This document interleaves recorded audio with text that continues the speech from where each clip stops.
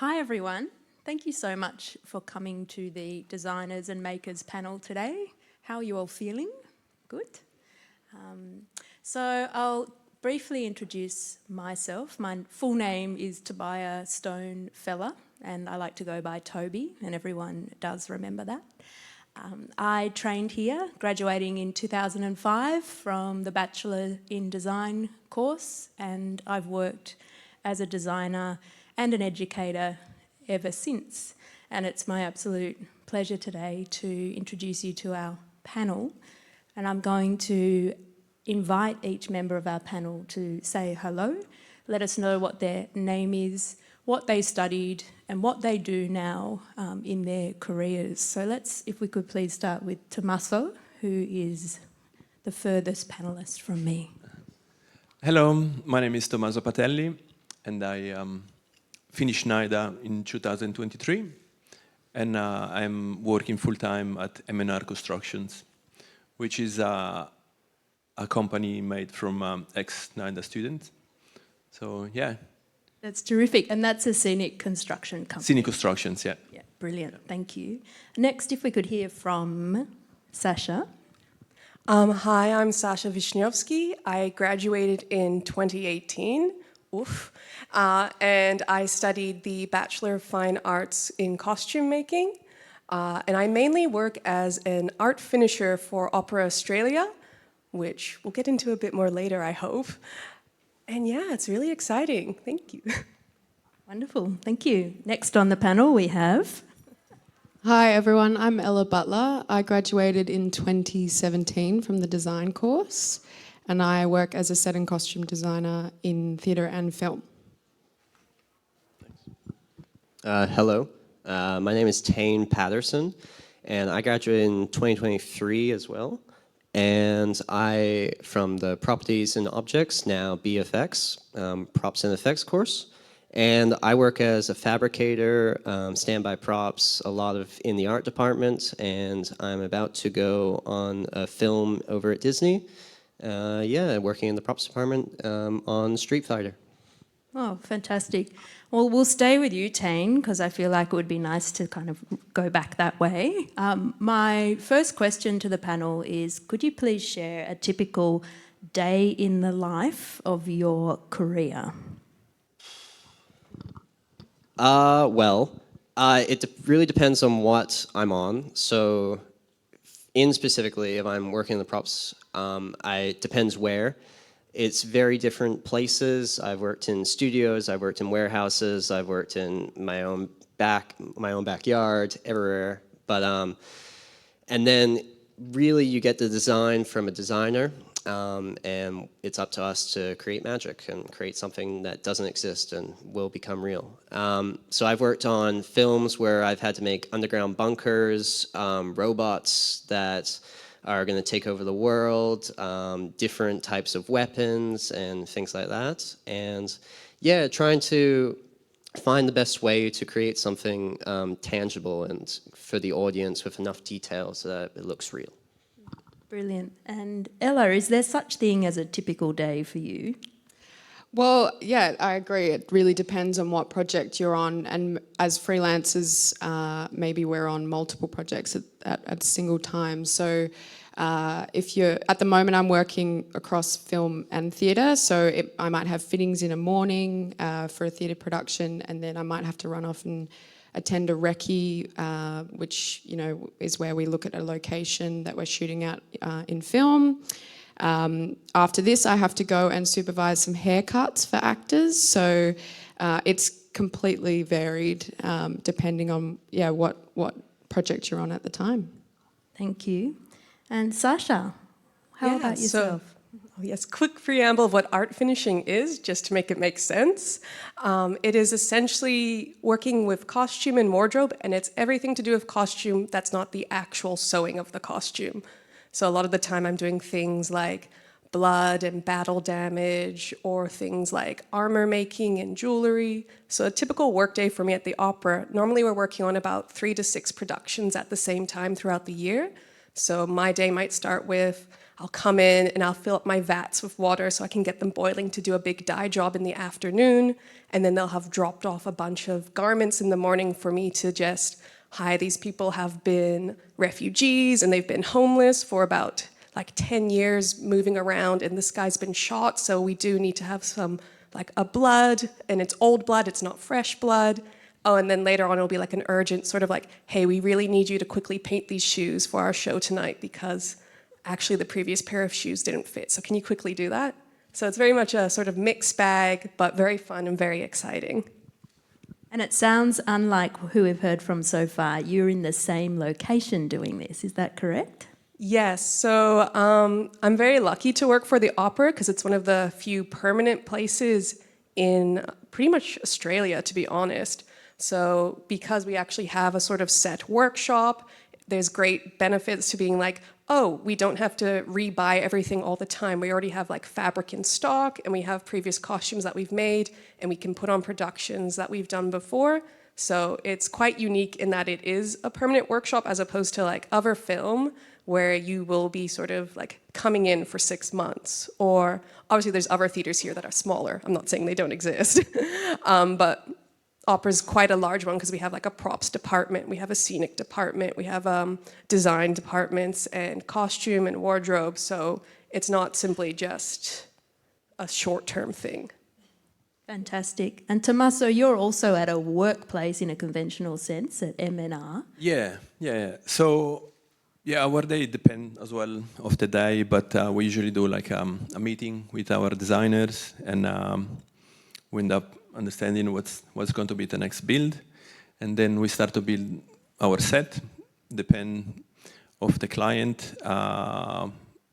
It goes for like a few days to a few weeks, depend of the build. But then at the end, when we finish, we usually bump in somewhere. It can be in Sydney or Melbourne. Sometimes we go to China as well.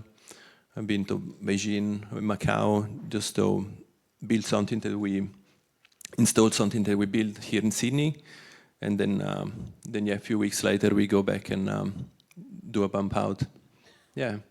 That's amazing.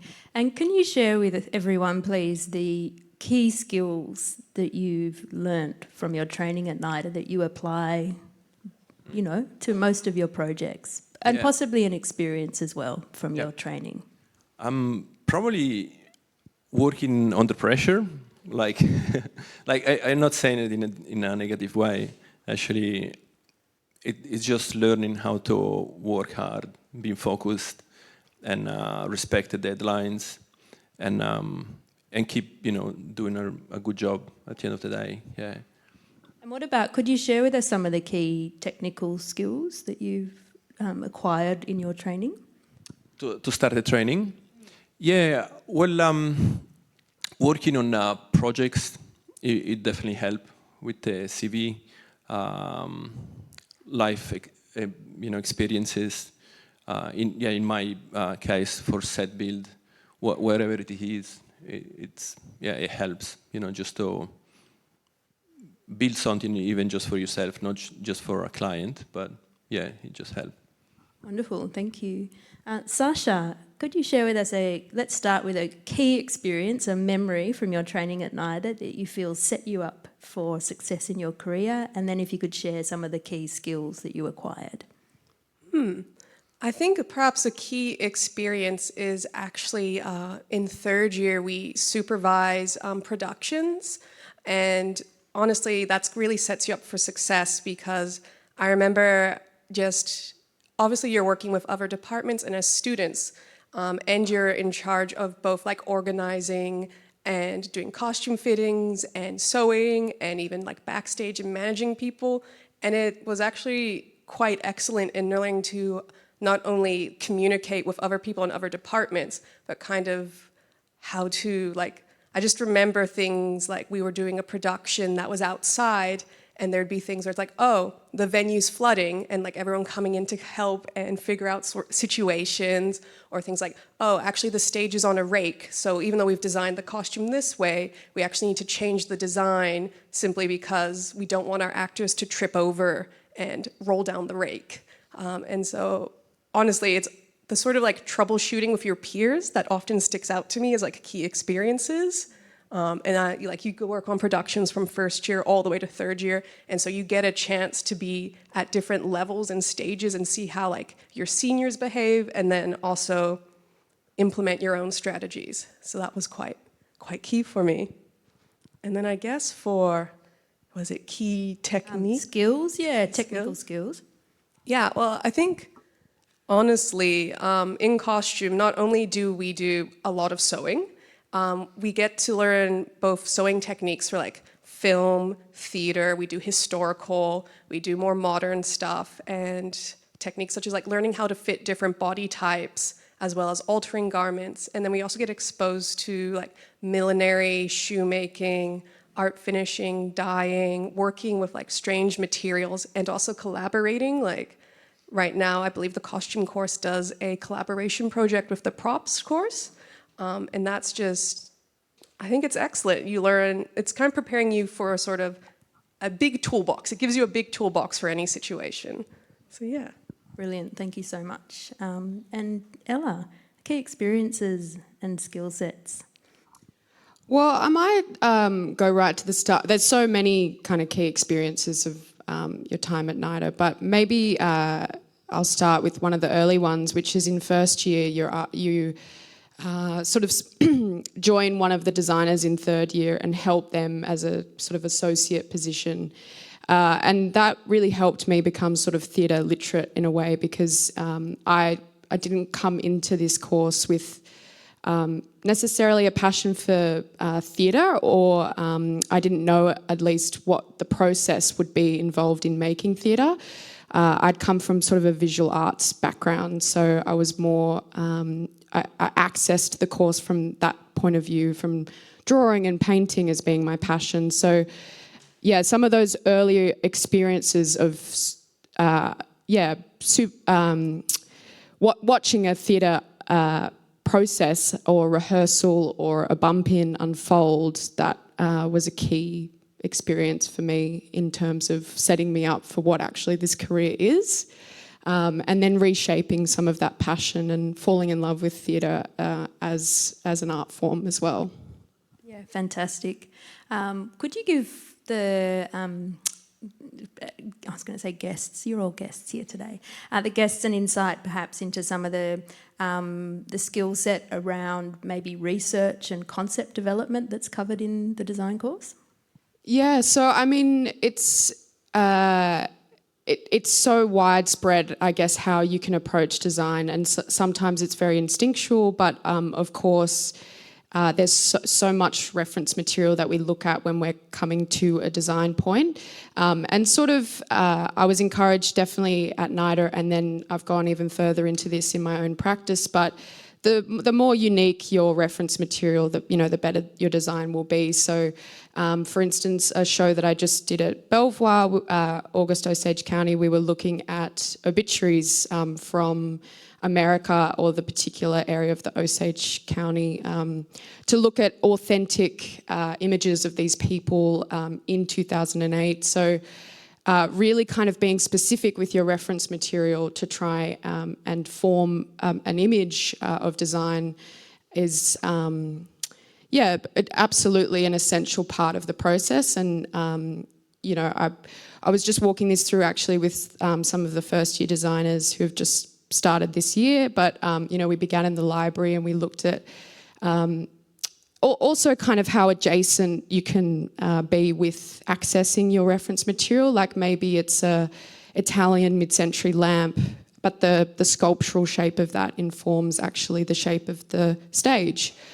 That is where your kind of lift-off point was for reference material. So it can be kind of a wonkier process, not just looking at kind of the authentic imagery of an obituary, but it can, it's sort of really open in that way. Yep. Yeah, brilliant. And that is a big part of the courses, is learning the techniques, isn't it? And the methodologies. How do I go about approaching research, for example, in a rigorous and very useful manner?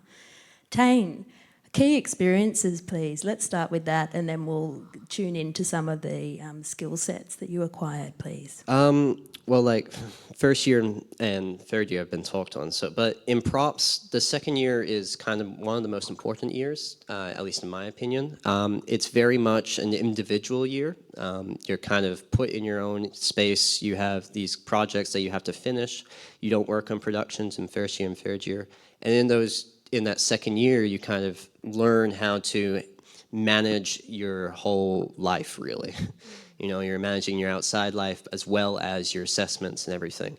And I learned a lot through just trying to manage these amazing projects that I want to complete to the best of my ability, and taking techniques from everything I've learned in first year, which is a very foundational year, and putting them into my second year. So you do the miniature project where we have to make a short film of this miniature, and just doing that project alone is a very daunting task, but you know, you become such a better maker and a better person for it, really. Just figuring out how to manage your time and everything. And you also do a lot of collaboration with your own class in that year. You do bigger projects as well as your individual projects.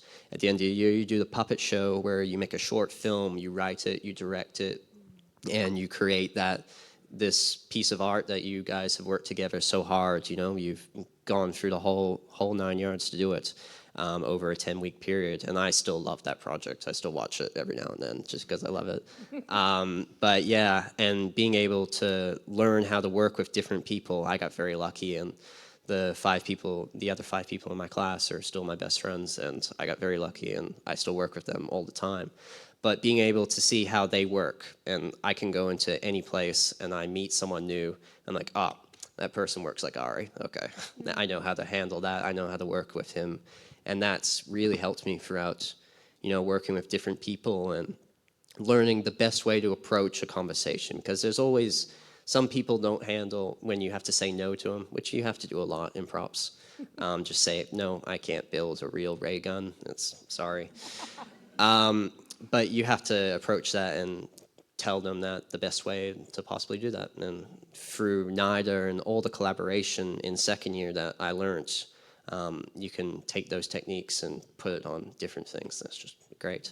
And skills-wise, God, in the props course, it's lots of people, you learn so many different skills that lots of people take it very much to different avenues. People have gone to film and TV.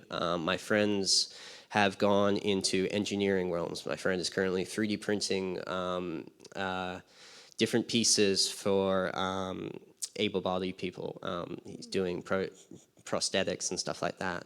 I've had people know people who have gone into the makeup route and done special effects and stuff. One of my friends right now is currently working in the special effects department where he's currently building brand new metals, combining metals and stuff to create new rigs and stuff to blow crap up. Yeah, so there's so many different avenues, but you learn sculpting, woodworking, puppeteering, puppet making. You also learn how films work. So lots of people have gone to the art departments in film and TV and stuff like that. So yeah, there's so many. Yeah, such an array of opportunities upon graduation. Thank you for that. I might just pull a few key threads together. So we've heard from these 4 remarkable graduates, and some of the key themes I've heard that unify your experiences are your capacity to work under pressure, your management skill set, and I believe every NIDA graduate does come out as a very good manager. There are opportunities to manage, particularly in third year, a department. Troubleshooting, so, you know, that relates back to working under pressure, but how we work together in a sort of real world situation where you need to solve how we're going to, you know, get the show up tonight if there is an issue. And in, you know, hand in glove with that is learning how to be strategic and plan resources and time. And then there's skill sets and methodologies. So how do you approach research in a beneficial manner? How do you go about making a ray gun? How do you say, no, but we can do X, Y, and Z? How might that suit? And I think a really key word there is collaboration and also communication. And something that constantly still astounds me as a freelance practicing designer is how I'll come together in a room on day one of rehearsals, often with a mix of people I've collaborated with in the past and some I've not met before, and we all just get on with it. We know how to storm, form, what is that fun little thing? Does anyone know that? There's another word, I'm missing a word, but coming together and forming as a team. And we kind of skip the storm bit because we just know how to adjust our communication style to get the job done and get the best out of the team. Which leads me to you guys. You're our team audience, and I'd like to open up for questions because I know some of you will be really itching to pick the brains of these remarkable people who have been through this incredible institution. So if we could open up to Q&A. Thanks, Wendy. So please put your hand here.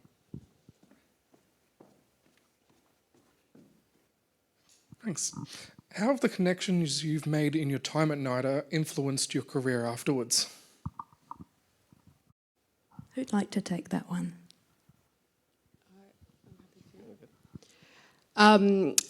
Well, I could probably address how I've collaborated with these departments in my practice after graduating. M&R is an amazing construction company, and often I'll try and get quotes from them. Their craftsmanship is beautiful, and they're often in my first three of the Sydney builders that I would reach out to for their work. And I know lots of people that have gone through there or are still there. There was a man called Cal who was in third year when I was also in third year, and I think Cal might be at STC now, but you know, he used to also build me little cheeky things on the side when I'd first graduated that I didn't have the right budgets for, but you know, he was able to use his his resources there to also support the people that had just graduated. And then for Sasha, I'm working with Angie, who also works at Opera Australia at the moment. She's come over to Bell Shakespeare and is doing some art finishing. And then for props, I just did a pet medication commercial on Wednesday, and Indy Rose Redding, who was a props maker when I was here at NIDA, saved the day before because we had to do a custom mould of the medication so that the worming medication that is in the actual product could be fed to the dogs multiple times that we didn't realise until the day before. So those are examples of how the people that I've met here, or at least, you know, these departments, how we intimately work with each other after graduating. And we also support each other constantly throughout our careers as well. Amazing, thank you for that. Would any other panellists like to add to that response? Yeah, I'd love to add to that. One very direct way that NIDA has helped with my own career is that as part of the costume making course, you do 2 work placements as part of the degree, where it's arranged for you to go work. I worked personally on a film set in the wardrobe department for Peter Rabbit 2, and then I also worked at Opera Australia in wardrobe as both an art finisher and in the actual wardrobe department sewing. And that, as you can see, I'm currently working at Opera Australia. It's the connections you form, and it's kind of how you prove your value as a team member. It gives you those opportunities to form those connections, and then allows you to demonstrate your ability to improve, to adapt, to interact well with others. And then people love you, and if they love you, they'll keep hitting you up for jobs. And soon you'll be like, I'm sorry, I'm already doing 3 jobs right now, but I am free in 2 months. So that's very much how it set me personally up for success, was by doing work placements. I got my foot in the door to meet those people. Thank you, Ella and Sasha. Let's jump to another question.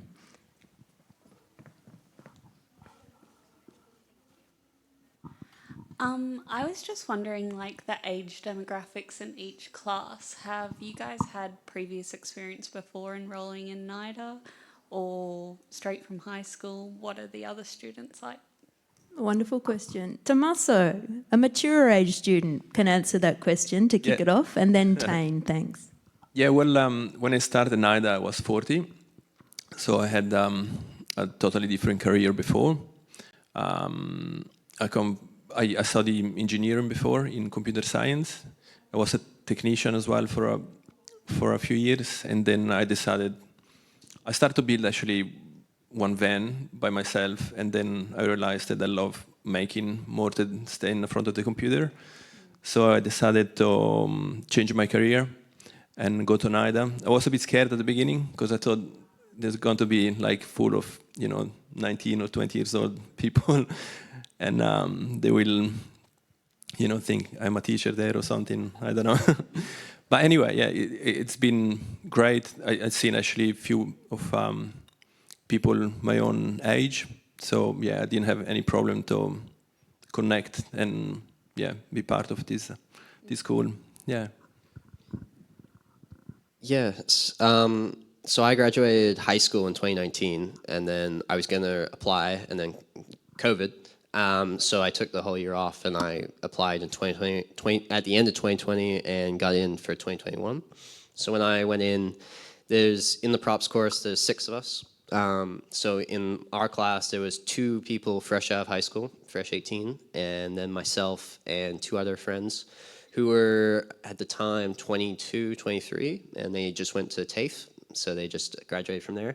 And one of my best friends now, he was 25, and he had worked in reality TV and had a whole career. He went to Afters, graduated from there, worked in TV, and came into the props course because he realized he wanted to make.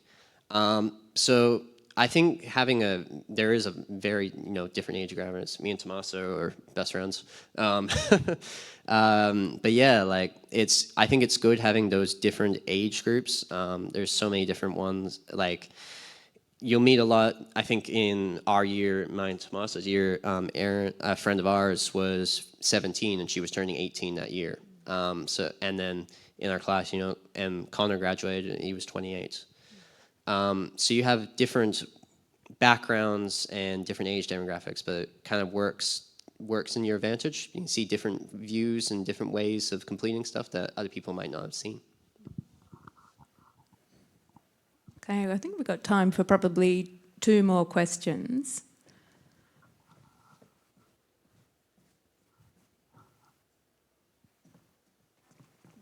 Thanks, Wendy.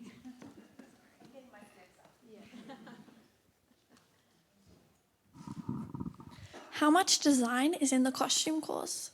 Oh, wonderful question. Sasha. Well, in the costume course itself, majority of the design that you actually get to do is in your second year, similar to props. That's a very more independent year where you focus on your craftsmanship and techniques, and that's majority of where your design will happen. Obviously, there are elements of design in every year through collaborating with designers for shows and also other collaborative projects. But to be honest, if your passion is design, I would definitely say design is the way to go as opposed to the costume making course. Costume making course is much more if you have a love of crafting things, and you may not necessarily be like, oh, I want to design and craft. You could be very happy taking someone else's design and figuring out how to make it, if that's where your joy lies. So second year, majority of your designing happens then. Of course, you can go into the industry and work as a costume designer. Knowing how to make things is an invaluable skill when it comes to designing them. In fact, I would say it's critical. If you want to design costume, you have to know how costumes are made. But if you love designing in general for all facets, I would say the design course is definitely the place that would be most enriching for you. Thank you so much. Okay, 1 more question. Yep, thank you.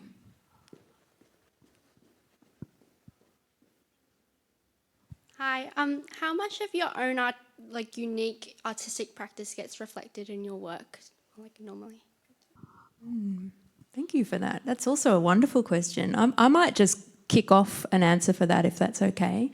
I think it depends on your discipline. You certainly bring your aesthetics to everything you do, your sensibility, but the style you're working in might not be your personal style, if that makes sense. And I like to think of being a designer as being a chameleon. You can apply, and I can only speak from the perspective of a designer, you can adapt and apply your skill sets to any period, any style, any genre. But if you look at the body of work of a designer, you can often see a through line of things that interest them and things that they value to do with, for example, proportion or colour. Whereas other designers, it might be almost impossible to pick because they are so adaptable. Could we have one panellist add to that response, please? Tanne? I think in the props world, I think it's very much, you don't see as much style because you're trying to replicate something like a design, but you'll see the techniques, certain people's techniques on how they achieve that through that person.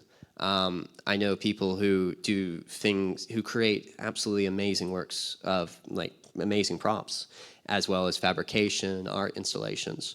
And when you go up and have a look at it, I can see who made that because of the way they've welded, or just because I've worked with that person for so long, I know that's how they make that, that's how they've done it. Yeah, I think that's the best way to express yourself in the props world. Thank you. Oh, great, thank you. Yeah, I was just wondering if you could all speak briefly about your experience with the application process, in particular the portfolio. Any tips or tricks there? Excellent segue to our wrapping up, which is advice that each of the panellists would give to someone who's keen to apply to NIDA. So if you could touch specifically on your experience of the application process, and if a portfolio is required, any tips for that? Tommaso. Yeah, well, as I mentioned before, one of my first build was a van that I built by myself, and I thought I'm going to incorporate it to my application. And at the beginning, it was like, oh my God, it's silly. It's not a set. It's something, you know, that I built just for me. But yeah, no, they loved it.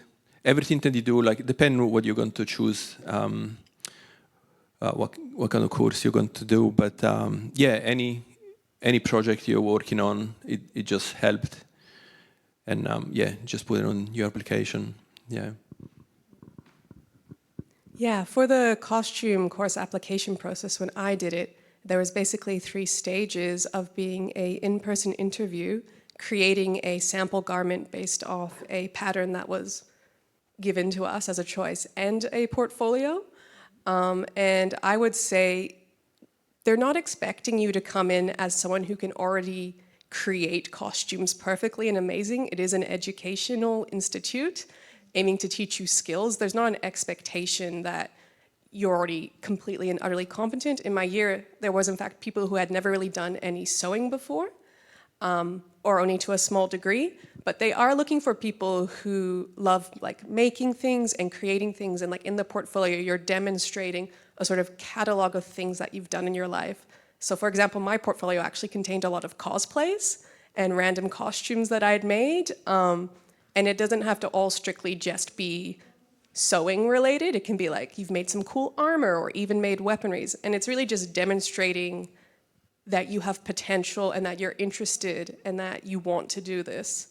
And yeah. I completely agree. I think that, you know, like showing your van, I had a lot of photography that you know, trying to demonstrate my eye or what I was interested in the world. A lot of my, you know, personal drawings or paintings, collections of work that, you know, wasn't even necessarily that resolved, but shows, yeah, kind of how I communicate as well in a design sense. For the design course, you create a model, and I did the Scottish play. And I remember in my interview, they told me that my people, the scale people, were 2.5 meters tall.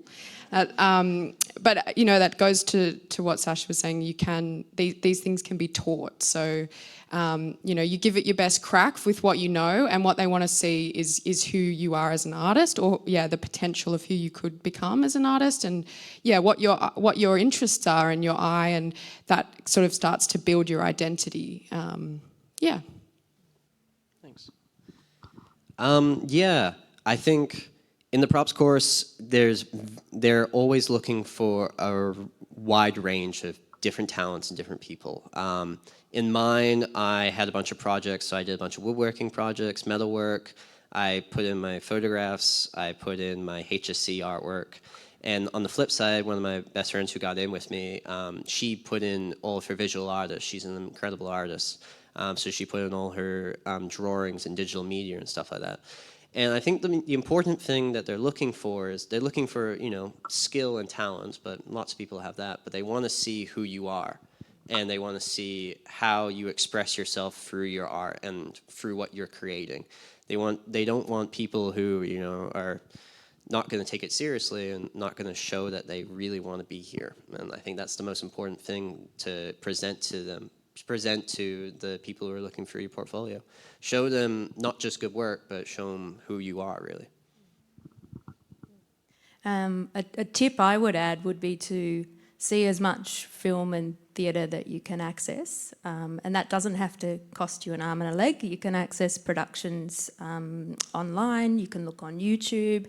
If you can communicate why you want to work in the industry you want to work in and the kind of stories that you want to participate in telling, I think that that gives you great confidence as you come into this building, because after all, it's all about storytelling across different media and working together to tell a story.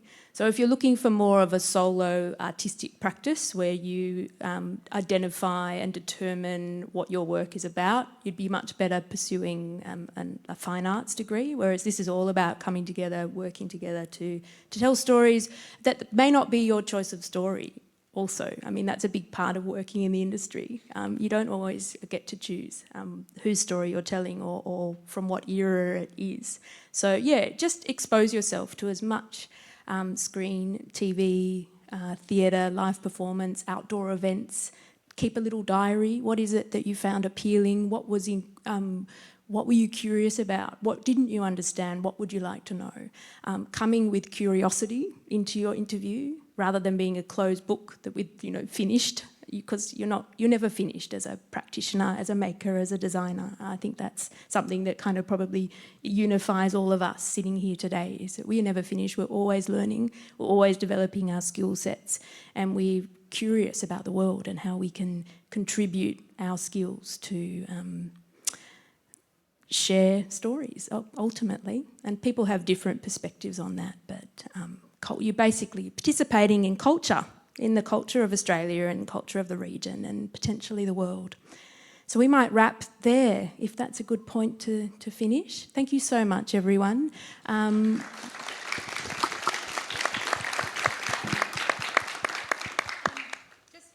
Thing I'd like to say while you're all here, we're actually sitting on the set of one of our student productions at the moment, Photograph 51, designed by a third-year design student with props made by our props team and fabulous costumes from the costume students. So if you have booked tickets to see Photograph 51 at 1 o'clock today, please go and pick your tickets up from the ticket desk. If you haven't, there are a few left. So I really recommend coming to see one of the student productions. It's a great way to get some insight into what we do. So the ticket desk is right outside here. I'm pointing at it, literally out there in the foyer, so do try and get to see one of the student productions while you're here. And thank you so much, Toby, and to our alumni panel. Thank you very much.